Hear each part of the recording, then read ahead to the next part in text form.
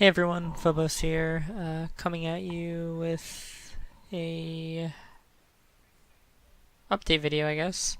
Um, haven't uploaded a lot of PoE to the channel in a while, and just kind of wanted to explain why, explain where the channel's going, and I'll get right into it. So basically, I skipped out. I played a lot of Incursion League. I skipped out on Delve basically because World of Warcraft was had just come out at the time. I wanted to play a lot of WoW. WoW is another game I really like to play in addition to PoE.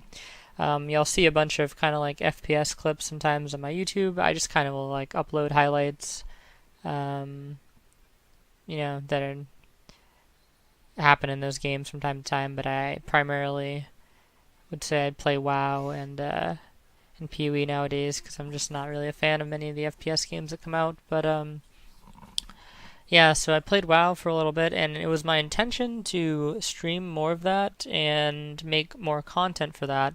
But unfortunately, my computer at the time, I felt like it just kind of like really lagged my performance when playing the game. Like it was very difficult to stream and still be able to play the game at the level that I want to play at.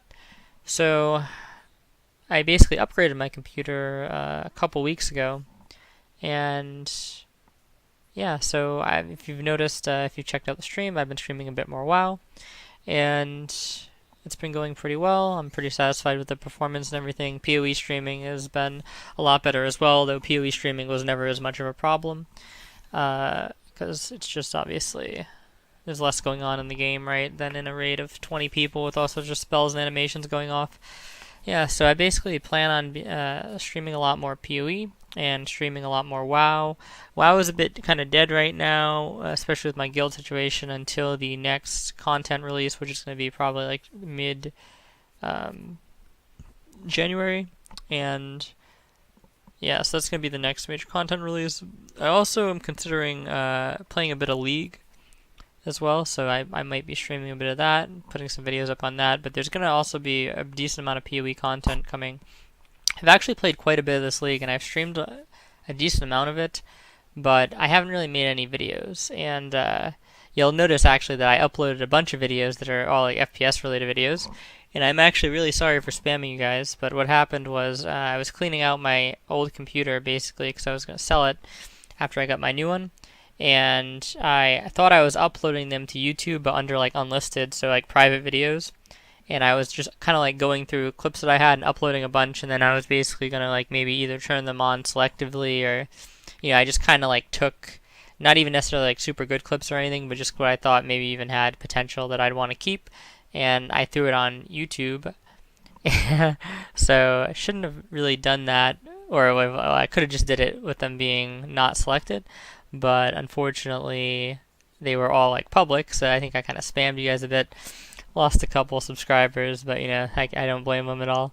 They definitely got a bit ambushed there, and it wasn't really PoE related content, so sorry about that. But so that's where that came from. And in terms of PoE videos, I've made quite a number of builds in Path of Exile, but I just haven't really been, I guess, proud of any of them to the extent that I really want to make a video of them. I tend to be really picky with things I make videos about. It has to have at least kind of like some functionality endgame, and the builds I made did have endgame functionality, but I want it to be like a different take on something, especially if something's already done. There's so many videos of like totem builds for many different skills. There's so many videos for trap builds for many different skills, and I want the idea of the channel to be like, if I have a unique build, I will show it. I don't just want to show you like a cookie cutter version of another build that's already been made with a couple changes or something like that. So I'm just going to take you through some of the characters I've made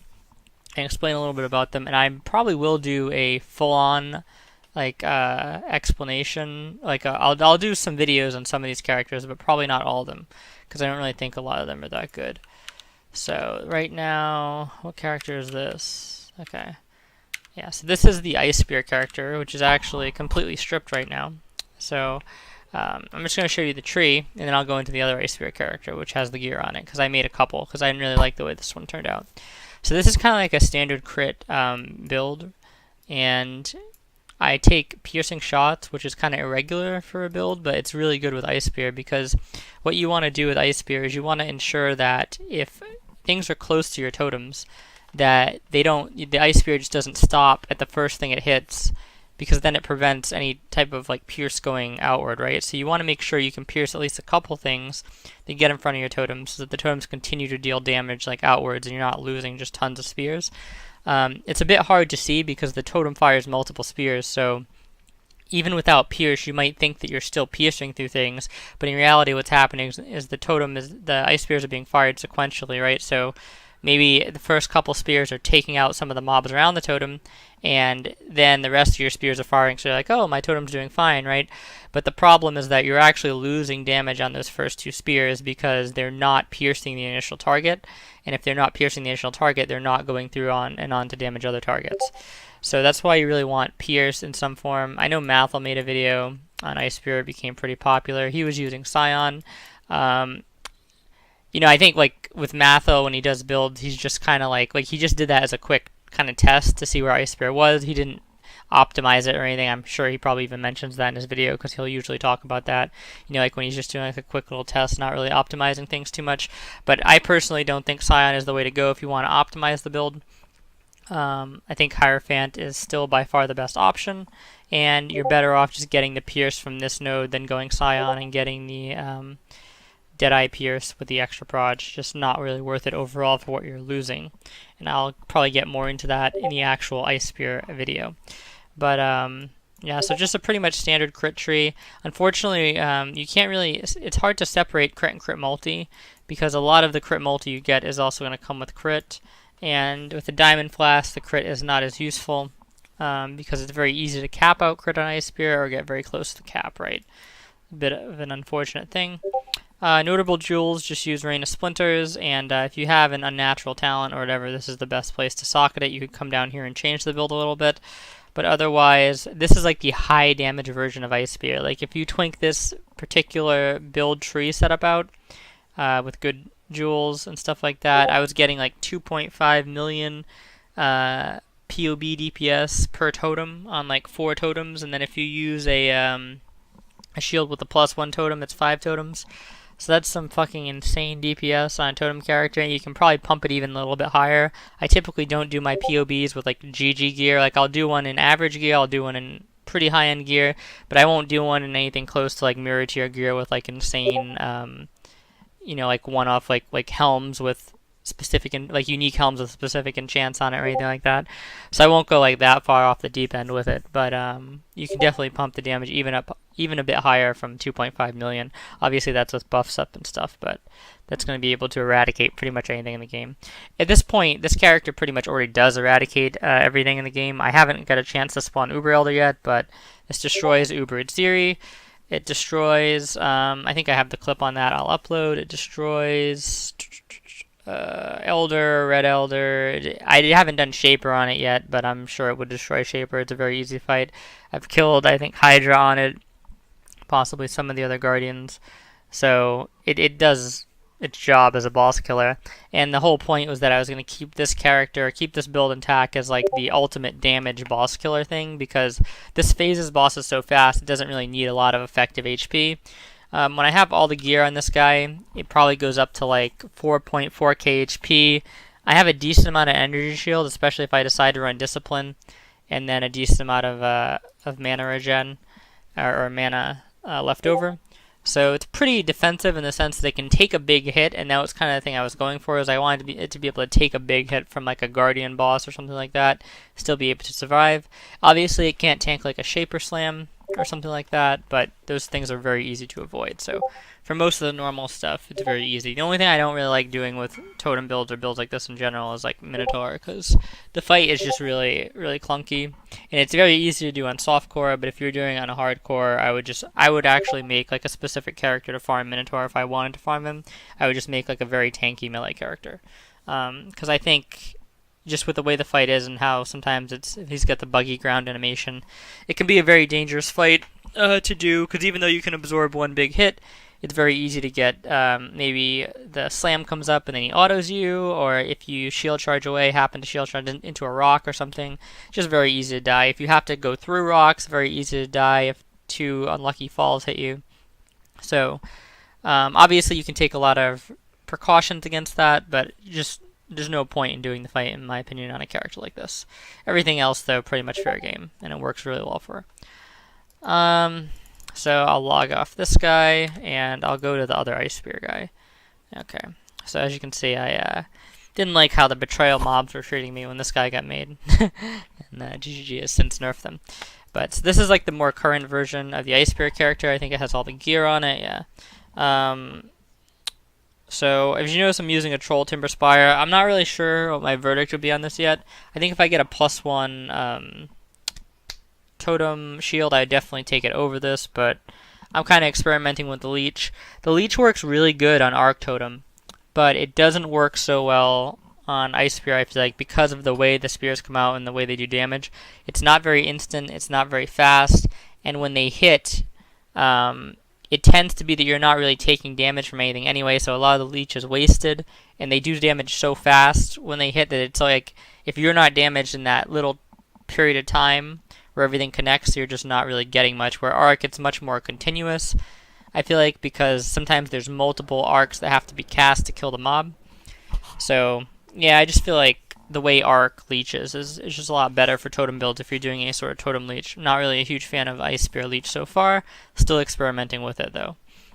But yeah, basically just pretty standard stuff here. Got a nice belt. This is really good, this league, this amulet. It actually went up a lot in price, and I really like these boots. I'm always torn between these and the boots that give Onslaught.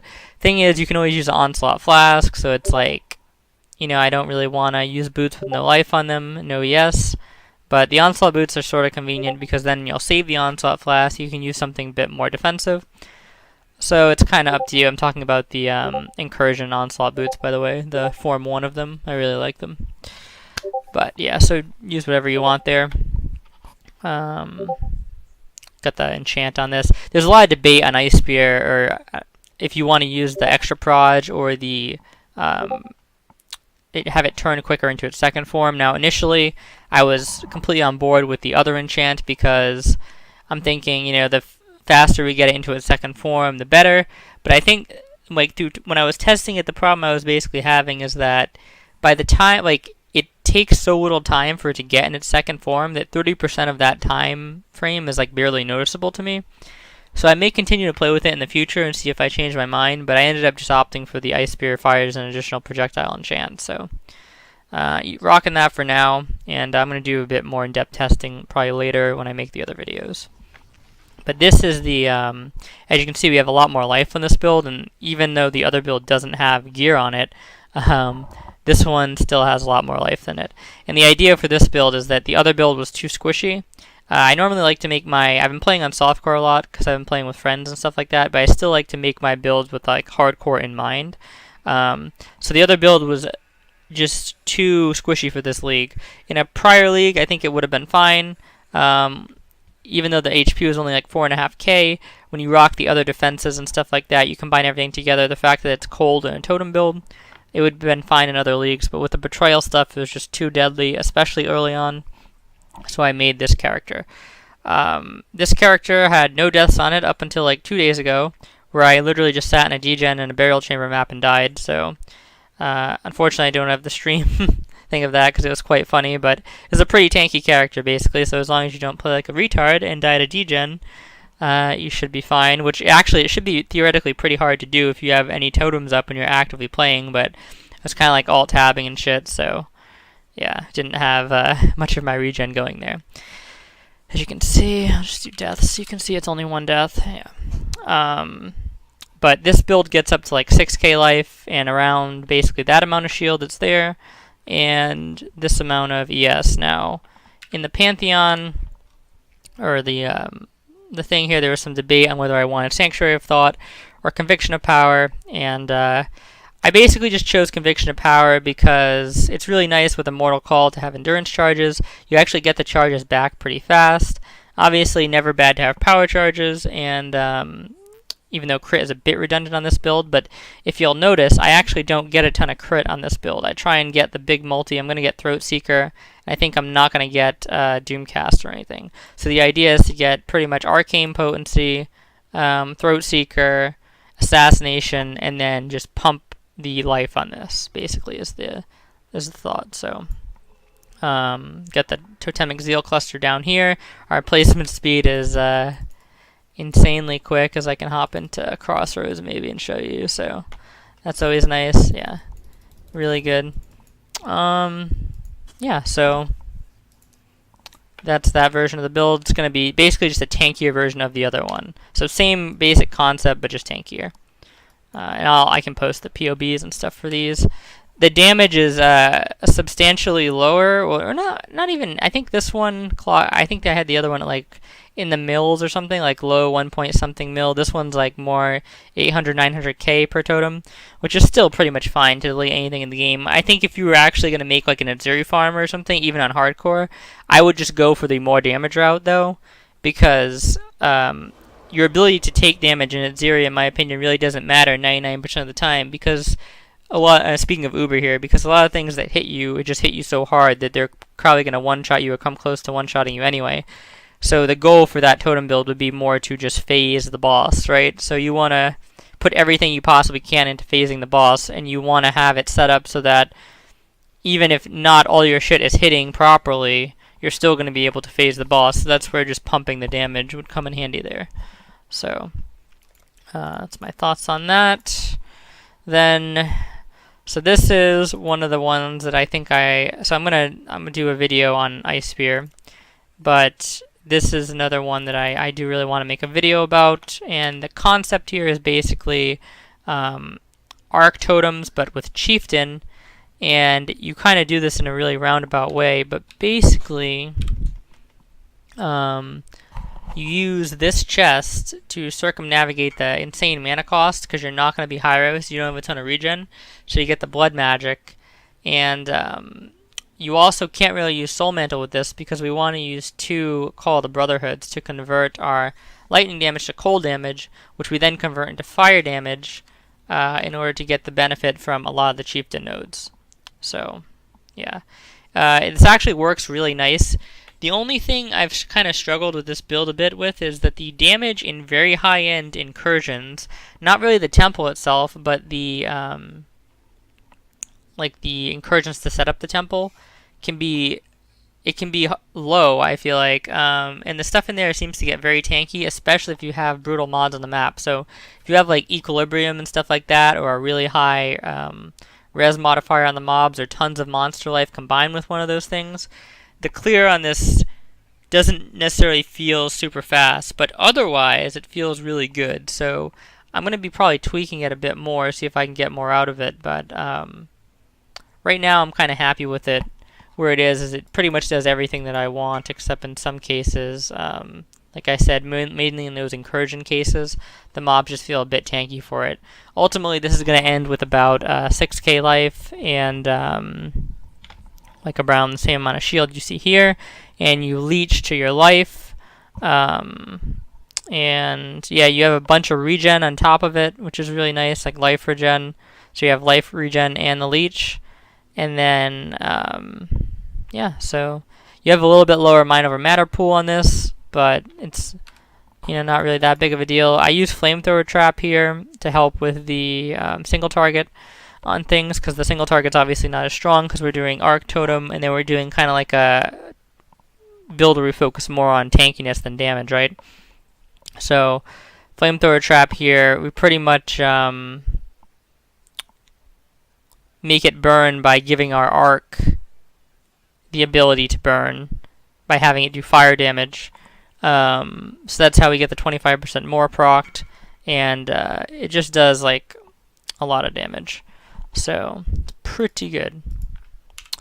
And yeah, pretty much I'm using a wand setup on this guy right now, but you could just use a shield and a sword, no problem. It's probably definitely the end game preferred choice, especially if you get the +1 totem mod on the shield. So just something to keep in mind there. I don't think I have any special arc enchant. Yeah, so there's still like ways to get more DPS out of this and stuff like that. I use the same belt on this guy as I do on the other characters, so that's why there's no belt slot here, so the life would be a little bit higher. And yeah.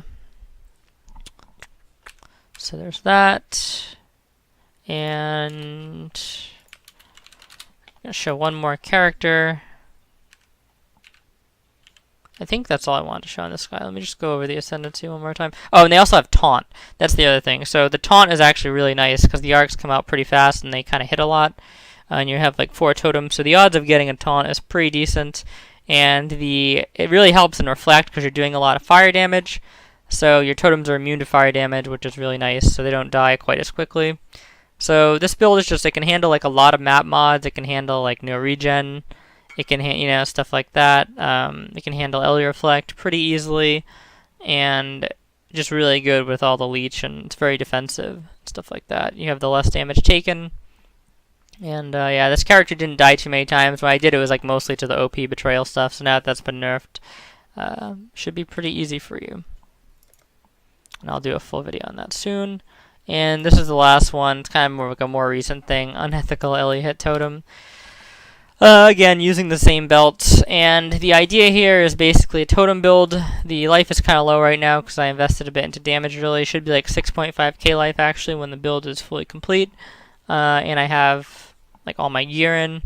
But the idea is Ellie hit totems and use Rain of Splinters to get 3 projectiles, and it clears pretty well.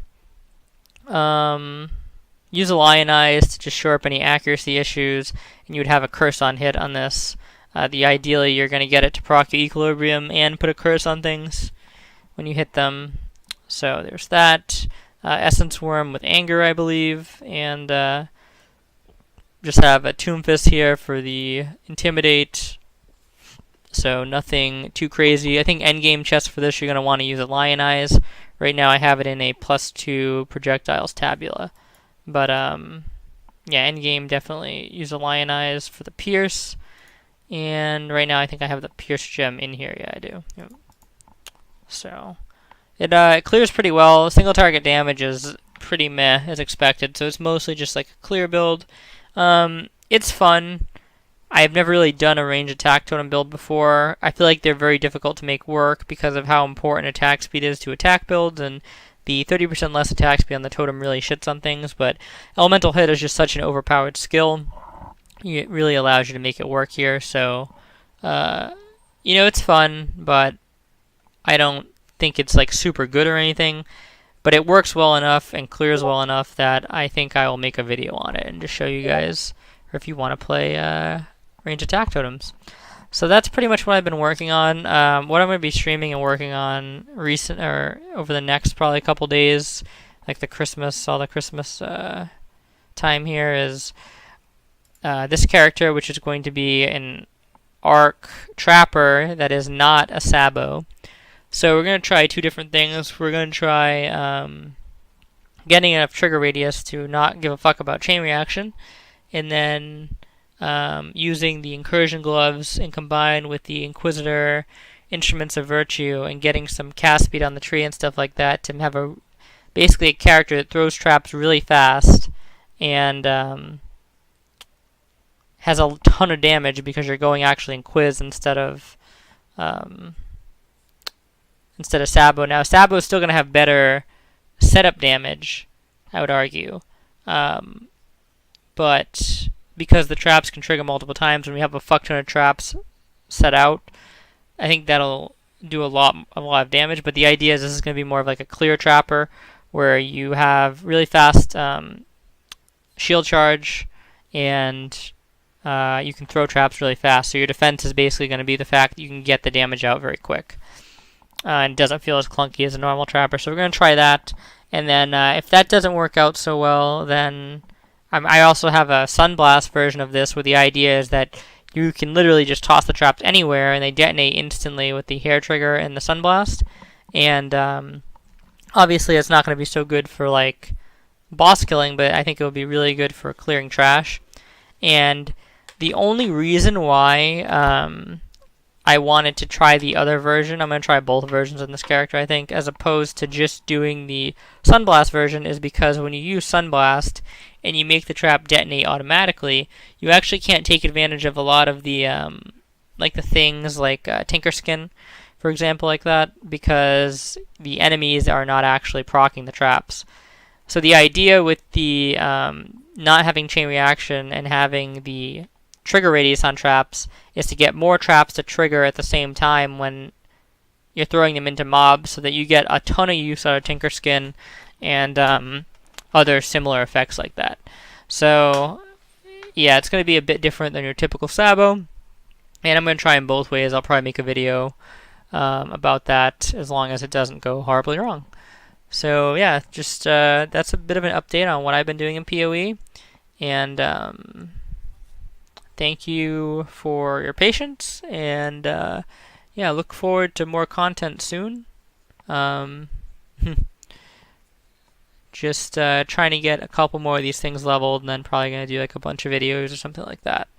And maybe look out for a couple WoW videos, because I've kind of saved a bunch of stuff on stream.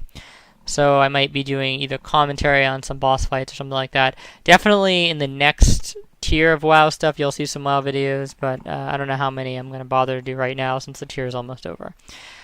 So thanks for watching, as always, and I hope you guys had a good Christmas. And yeah, just be looking out for stuff in the future, and talk to you guys.